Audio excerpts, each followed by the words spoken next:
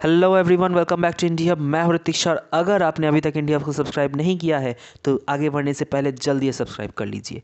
Now हाल ही में एक historic deal sign हुई है भारत, फ्रांस, यूएसए और यूके के बीच में। हालांकि मैं ये ऐड कर दूं कि यूके का कोई ज़्यादा रोल नहीं है यहाँ पर, मगर यूके को भी इस डील से बहुत ज़्यादा फायदा मिलेगा और इसी वजह से ऋषि सुनक ने भी इस डील पर बहुत पॉजिटिव कमेंट्स किए हैं। आपको स्क्रीन पे देखने को मिलेगा फ्रांस के जो प्रेसिडेंट है इमानुएल मैक्रोन, ये कह रहे हैं कि ये जो कॉन्ट्रैक्ट है एयरबस और टाटा सन्स के बीच में वो इंडिया और फ्रांस की पार्टनरशिप को एक नए मोड़ पे लेके जाएगा। और ऋषि सुनक ने भी ये कहा है कि इंडिया और एयरबस के बीच में जो डील हुई है उससे वो बहुत ही इंपॉर्टेंट है, इससे बहुत सारी जॉब जनरेट होंगी। और जो बाइडेन ने तो ये भी कह दिया है कि एयर इंडिया और बोइंग के जो डील है उसकी वजह से 1 मिलियन जॉब्स जनरेट होंगे अमेरिका में। ये जो नोटिस है आपको दिख रहा होगा, ये व्हाइट हाउस से रिलीज की गई है, जिसमें ये कहा गया है ये जो कॉन्ट्रैक्ट है इससे 1 मिलियन अमेरिकन जॉब्स क्रिएट होंगी ओवर 44 यूएस स्टेट्स, जिसमें जिन लोगों के पास कॉलेज डिग्री भी नहीं है वो भी इस जॉब में पार्ट ले सके। तो 10 लाख अमेरिकन जॉब्स होने वाली है जनरेट इस कॉन्ट्रैक्ट से। मगर मैं ये भी कहूँगा कि इन सारी डील में एक थोड़ा सा डाउन साइड है, ये जो एयरक्राफ्ट है वो इंडिया में मैन्युफैक्चर नहीं हो रहे, यही है इंडिया का डाउन साइड। अगर ये इंडिया में मैन्युफैक्चर होती तो इंडिया में भी बहुत ज़्यादा रोजगार बढ़ सकता था। बट फिर भी देखोगे अगर आप कि ये एयरक्राफ्ट जब भारत में आएंगी तो इंडिया को बहुत ज़्यादा फायदा होगा। इसीलिए पीएम मोदी ने ये भी कहा है कि ये डील एक हिस्टोरिक डील होने वाली है। तो स्पेसिफिकली अगर इस डील के बारे में कहा जाए तो टाटा ग्रुप की जो कंपनी है एयर इंडिया, पहले एयर इंडिया एक गवर्नमेंट कंपनी हो गई थी बट बाद में उसको बेच दिया गया और टाटा ग्रुप ने उसको खरीद लिया। तो अब एयर इंडिया का प्लान ये है कि ये 500 न्यू एयरक्राफ्ट ऐड करेंगे अपने ग्रुप में, जिसमें से 470 एयरक्राफ्ट से परचेज करेंगे और 30 एयरक्राफ्ट के आसपास ये बाद में लीज पे लेंगे। ये जो 470 एयरक्राफ्ट है इनका कॉस्ट होने वाला है $100 बिलियन। और ये जो बड़े देश है ना, यूएसए, यूके, फ्रांस, ये सब देश इसीलिए खुशियां मना रहे हैं क्योंकि ये $100 बिलियन इन सारे देशों में बंटने वाला है। इन सारे देशों की जो बड़ी कंपनीज है जैसे रोल्स रॉय, एयरबस और बोइंग, इनमें ये पूरा अमाउंट बटेगा। और ऑफ कोर्स साथ ही साथ ये जो 3 देश है उनमें रोजगार भी जनरेट होगा क्योंकि उनमें नया जॉब भी जनरेट होने वाले हैं। आप यहाँ कर सकते हो एयर इंडिया यानी जो टाटा ग्रुप है वो इतना एक्सपेंशन क्यों कर रहे हैं, $100 बिलियन की सेल्फ इन्वेस्टमेंट तो बहुत ज्यादा होती है। तो देखो टाटा ग्रुप चाहती है कि एयर इंडिया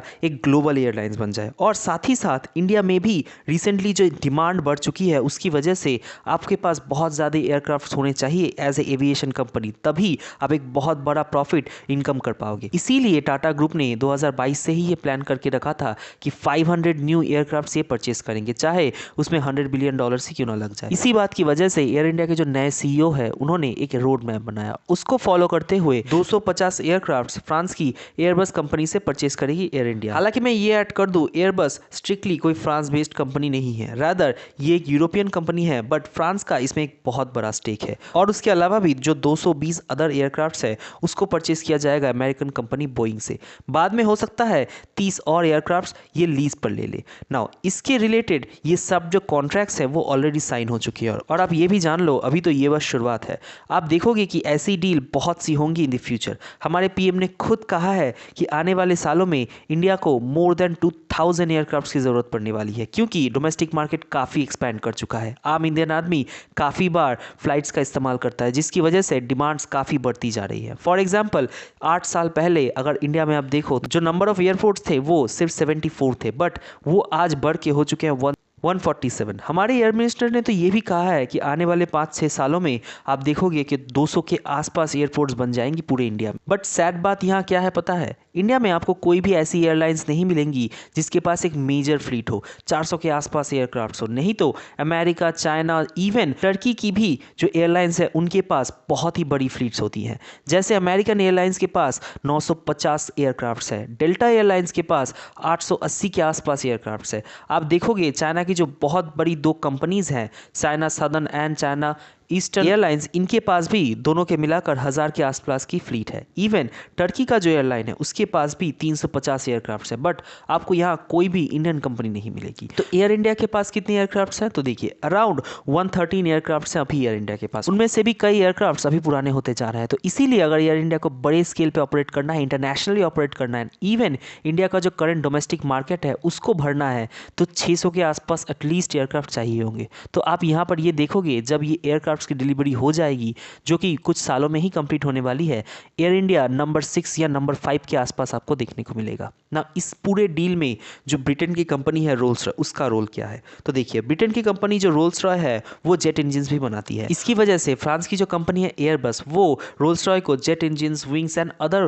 प्लेन के जो कंपोनेंट्स है वो उसे बनाने का कॉन्ट्रैक्ट्स देंगी, जिससे ब्रिटेन में भी बहुत ज़्यादा रोजगार जनरेट होगा। और इसीलिए ऋषि सुनक आज के समय बहुत खुश है। और क्योंकि एयरबस में फ्रांस का एक बहुत बड़ा स्टेक है, तो इमानुएल मैक्रों भी बहुत खुश है। जो बाइडन की अगर हम बात करें तो जो बाइडन इसको बहुत ही ज़्यादा इस्तेमाल करने वाले हैं अपने पॉलिटिकल रैलीज में, क्योंकि इससे अमेरिका में 1 मिलियन जॉब्स जनरेट होंगे, जो कि पॉलिटिकल रैलीज में जो बाइडन को इन द फ्यूचर इलेक्शंस बहुत हेल्प करने वाला है ना। बहुत लोग सोच सकते हैं कि ऐसा नहीं हो सकता कि हम ये एयरक्राफ्ट इंडिया में ही मैन्युफैक्चर करें। देखो, यहाँ पर आता है बहुत बड़ा प्रॉब्लम। एक एयरक्राफ्ट का जो इंजन होता है वो बहुत कॉम्प्लिकेटेड होता है बनाना। दुनिया में ऐसे कई देश हैं जो न्यूक्लियर बॉम्ब बना के बैठ गए हैं, बट एयरक्राफ्ट का इंजन अभी तक नहीं बना पाया। एंड सैडली इंडिया उन्हीं देशों में से एक है। अगर हम दूसरे कंट्रीज की बात करें तो चाइना ने हाल ही में कोशिश की है कि एयरक्राफ्ट और बोइंग की जो डुओपोली है मार्केट में वो खत्म की जाए। तो चाइना की एक खुद की कंपनी है जिसको कहते हैं कोमाग, उन्होंने खुद का एक एयरक्राफ्ट बनाया है C919, जिसको इन द फ्यूचर चाइना आपको दिखेगा एक्सपोर्ट करते हुए। बट हाँ, मैं ये बात जरूर क्लियर कर दूं,